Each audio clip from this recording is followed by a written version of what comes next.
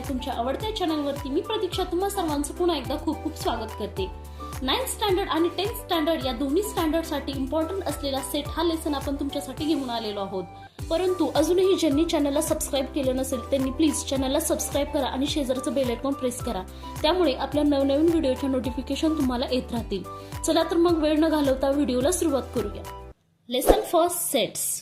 In previous video we learned 4 types of sets, that is first singleton set, second आहे empty set. empty setला दुसरं कोणतं नाव आहे मुलांनो, तर ते मला कमेंट्स मध्ये सांगा। थर्ड आहे finite set and fourth आहे infinite set. So student, today we have to learn equal sets. तर आज आपण equal sets पाहणार आहोत। equal म्हणजे समांतर, असे दोन संच की त्या संचामधले एलिमेंट्स हे काय आहेत, सारखे आहेत, अशा संचाला आपण काय म्हणतो, इक्वल सेट, समांतर संच असे म्हणतो। डेफिनेशन पाहूयात। If two sets contain exactly same elements then this sets are called as equal set. ज्या संचामधले एलिमेंट्स हे काय आहेत, सारखे आहेत, अशा संचाला आपण काय म्हणतो, इक्वल सेट असे म्हणतो। त्याचे एक्झाम्पल पाहूयात। फर्स्ट आहे set A is the set of all the x such that X is the letter of the word listen. Listen या वर्डचे लेटर्स ह्या सेट ए मध्ये आहेत, तर तो सेट आपण लिहून घेऊयात। सेट ए आहे, त्याच्यामध्ये काय आहेत, लिसन या वर्डचे काय आहेत, लेटर्स आहेत। तर याच्यामध्ये कोणकोणते लेटर्स आहेत, फर्स्ट आहे एल, नेक्स्ट आहे I, next S, T, E, N, हे लेटर्स आहेत। रिपीटेड लेटर्स लिहायचे नाहीत। आता नेक्स्ट सेट आहे Set B is the set of all the Y such that Y is the letters of the word silent. Silent या वर्डचे letters या set मध्ये आहेत। आता तो सेट आपण लिहून घेऊयात। Set B is equal to in curly bracket कोणकोणते लेटर्स आहेत, एलिमेंट्स आहेत, एस आहे, आय आहे, एल आहे, ई आहे, एन आहे आणि टी आहे। ओके, इथे पहा दोन सेट आहेत। आता या दोन सेट मधले एलिमेंट्स आपल्याला काय करायचे आहेत, सेम आहेत का ते पाहायचं आहे। इथे एस आहे, इथे पण आहे, इथे आय आहे, इथे पण आहे, इथे एल आहे, इथे पण आहे, इथे ई आहे, इथे आहे, एन आहे, या पण सेटमध्ये आहे, इथे टी आहे, या पण सेटमध्ये टी आहे। म्हणजे तुम्हाला समजलं असेल की सेट ए मध्ये जे एलिमेंट्स आहेत तेच सेट बी मध्ये एलिमेंट्स आहेत।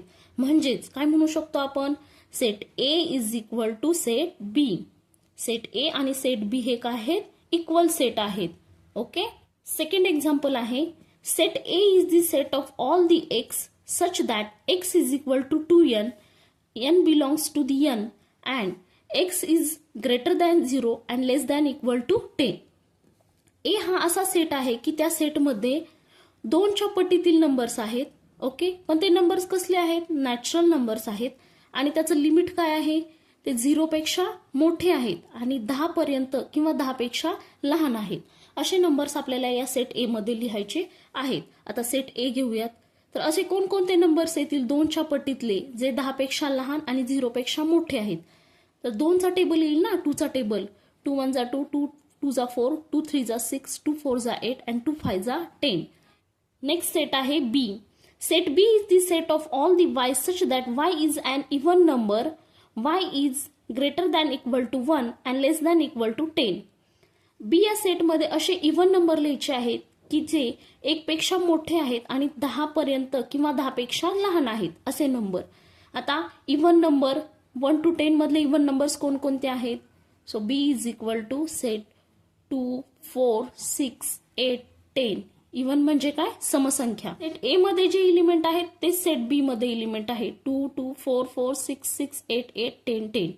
ओके, म्हणजे सेट ए आणि सेट बी हे कसले सेट झाले, इक्वल सेट झाले। So set A is equal to set B. Let us see next example.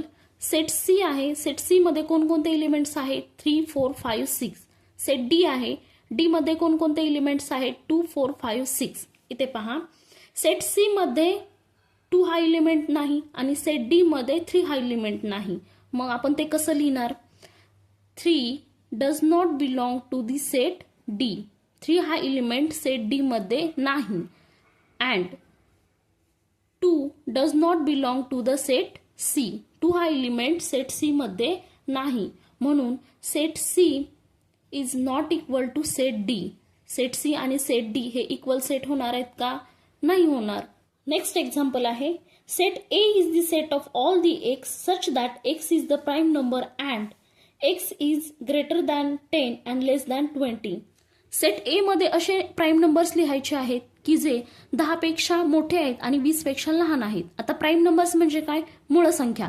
मूळ संख्या म्हणजे असे नंबर की जे नंबर 1च्या आणि स्वतःच्याच टेबलमध्ये येतात. तर ते कोणकोणते आहेत? इथे पहा 11 हा नंबर आहे जो स्वतःच्या आणि 1च्या टेबलमध्ये येतो. 13 हा नंबर आहे जो स्वतःच्या आणि 1च्या टेबलमध्ये येतो. नेक्स्ट 17 आहे जो स्वतःच्या आणि 1च्या टेबलमध्ये येतो आणि last 19.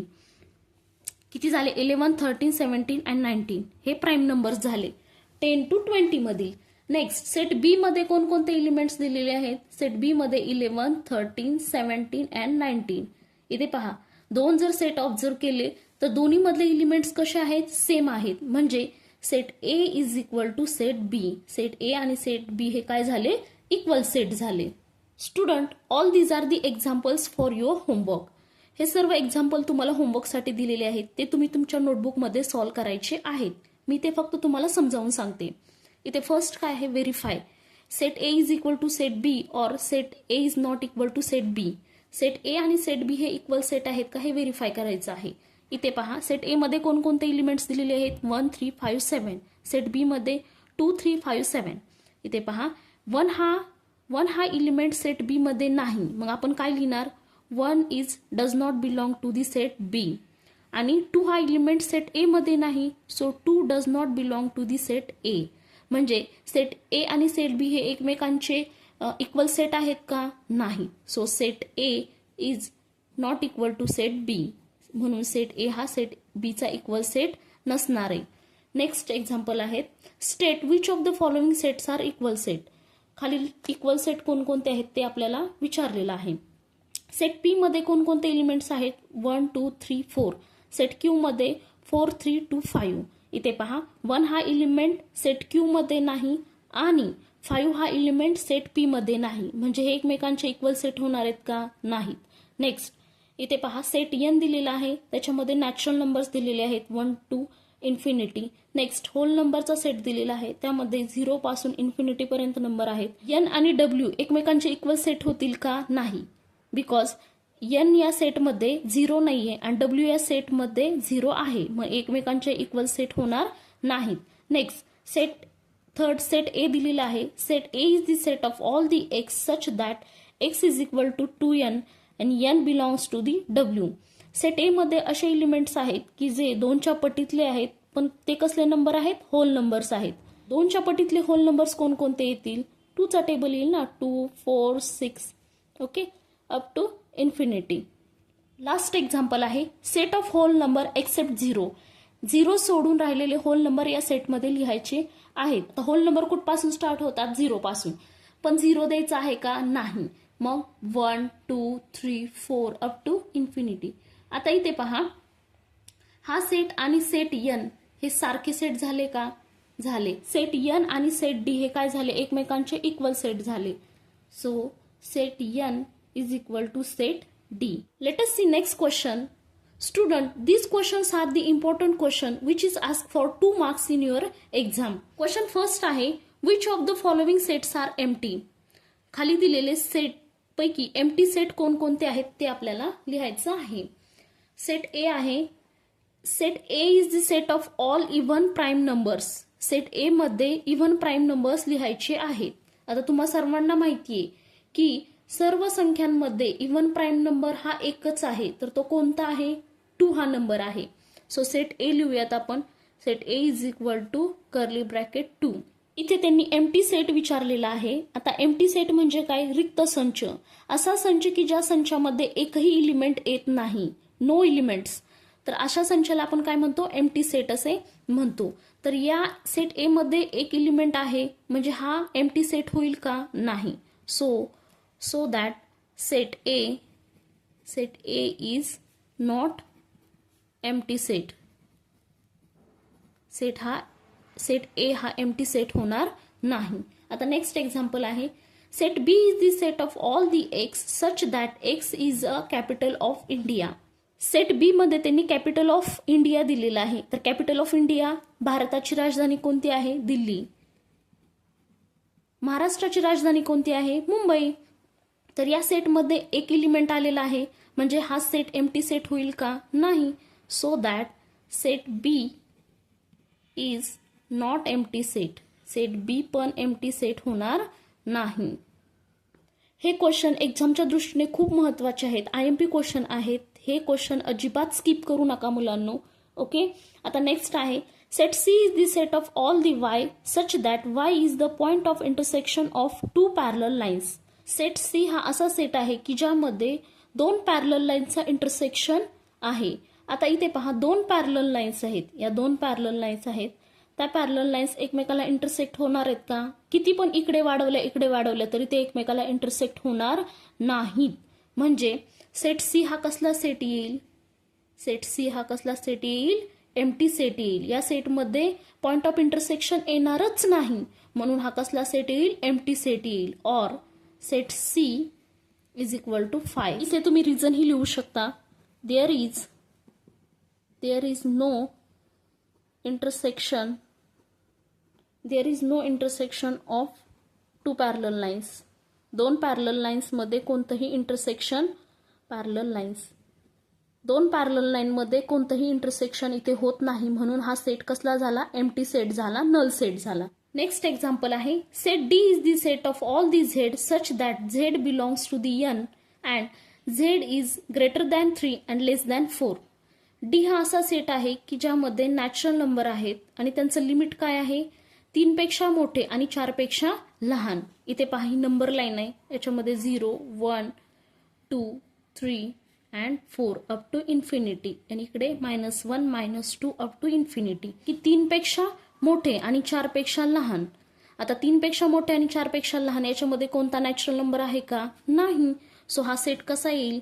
Set D is empty set और set D is equal to 5. हा नल सेट येईल. Let us see next question.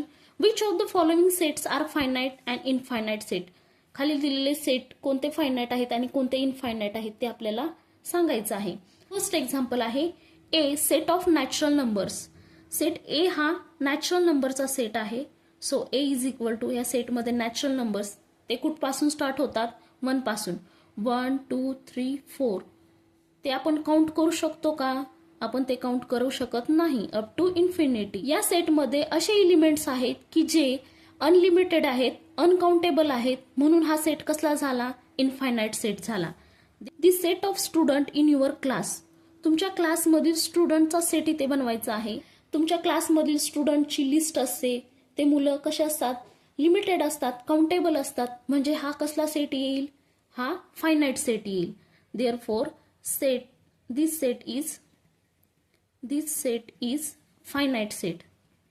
ज्या सेटमध्ये एलिमेंट्स हे कसे असतात? लिमिटेड असतात, काउंटेबल असतात, अशा सेटला आपण काय म्हणतो? फायनाइट सेट असे म्हणतो. नेक्स्ट एक्झाम्पल आहे set A is the set of all the X such that X is greater than 0 और X belongs to the I. म्हणजे एक्स हे इंटिजर आहेत आणि ते 0 पेक्षा कसे आहेत? मोठे आहेत. इथे नंबर लाईन आपण ड्रॉ करूया की ज्यामध्ये इंटिजर्स कसे असतात? 0, 1, 2, 3, 4. 0 पेक्षा मोठे आहेत. इकडे -1, -2, -3 अप टू इन्फिनिटी. मग या सेटमध्ये कोणकोणते एलिमेंट्स येतील?